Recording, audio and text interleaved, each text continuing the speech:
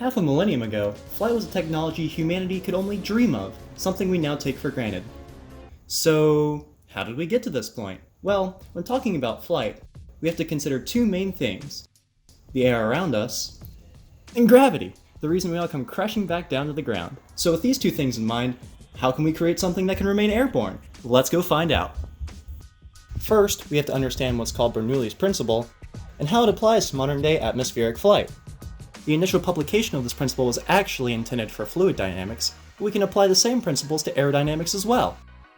It tells us that when a liquid or gas moves at an increased velocity, it decreases the pressure applied to a system, shown in blue. However, when it's at a decreased velocity, it increases the amount of pressure it applies to a system, shown in red. So, with that in mind, how do we apply that to atmospheric flight? Now this is where a handy shape called the airfoil comes into play.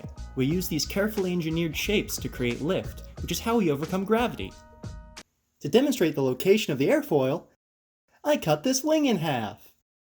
The airfoil shape is present in the cross-section of the wings of an aircraft and are how planes generate lift.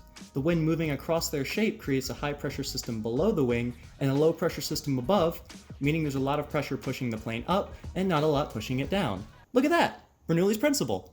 There are a few other things to consider too, such as the coefficient of lift. It's the ratio of the lift generated by the plane compared to the dynamic pressure exerted on the wing, influenced by the shape, the position, and camber of the airfoil.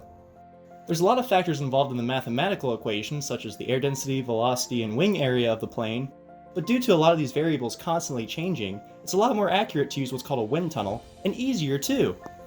Unfortunately, due to COVID-19, I can't take you guys to my school to show you what a real wind tunnel looks like, so we'll be using this 3D model I created instead.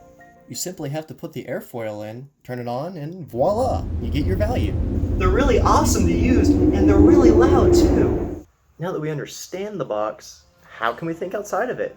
We've always relied on jets and propellers to power our planes, but there's so many other alternatives we've yet to explore or even think of. The scientists and engineers of tomorrow are working on incredible new things. Look at ionic wind.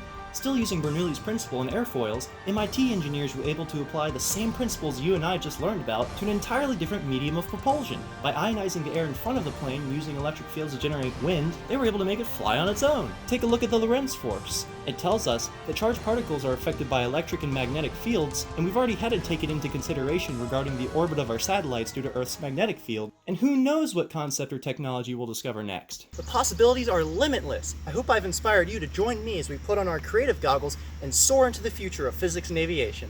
Thanks for watching.